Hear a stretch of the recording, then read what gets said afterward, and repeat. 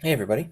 So we're gonna talk about the SAT passage for just a couple of not even a couple of minutes, just really quickly to make sure we got the main idea of it. And then I want to talk to you a little bit about speaker and audience and how the relationship between those two things is important in rhetorical analysis. So there weren't any like major questions that you guys got right or wrong. Like it was just pretty average. So I wanted to make sure that we understood that the two passages are basically diametrically opposed.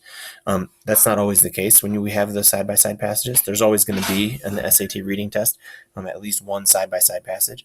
It's not always the case though that they're going to be so like directly opposite. The first one says that we can change our brain and we should be wary of spending too much time online because that type of reading and writing, that way of interacting with our brain can change the way our brain works.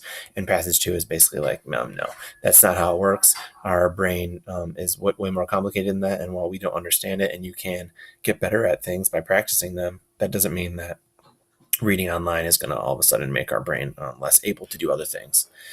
So if you have any particular questions, like I'm still not sure why this one was this, let me know. But for the most part, you guys did pretty well on the passage.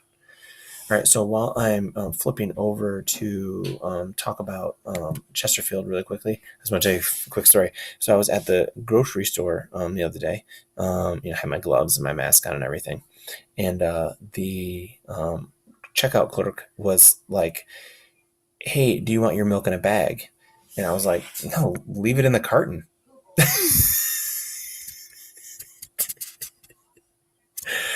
Oh man. Okay. So, I know I don't like to give formulas, and you know I don't like to give you formulas, but soapstone can be fairly useful in rhetorical analysis. We're going to focus on the S and the A today. So, speaker is the person who created the piece. So, obviously, in this case, that's Lord Chesterfield. So, if you're trying to figure out to characterize the speaker, think about these questions. So, who are they?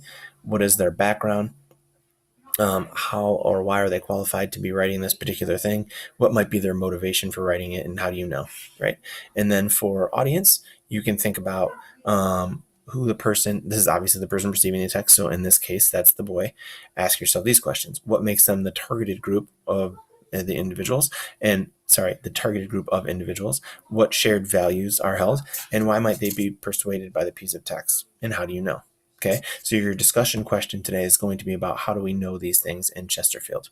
There's actually a second part of the assignment today. Okay, so I want to be clear. We're giving you two separate things to do today on Tuesday, but neither one of them is due until Friday. Okay, so just it's okay. You don't have to comment on your classmates or anything, so you're not depending on anybody else to have done their work. Um, so the second part of the assignment is going to actually be to write a lead sentence for this prompt. Okay, so you already have the prompt. It's at the top of the page of the PDF.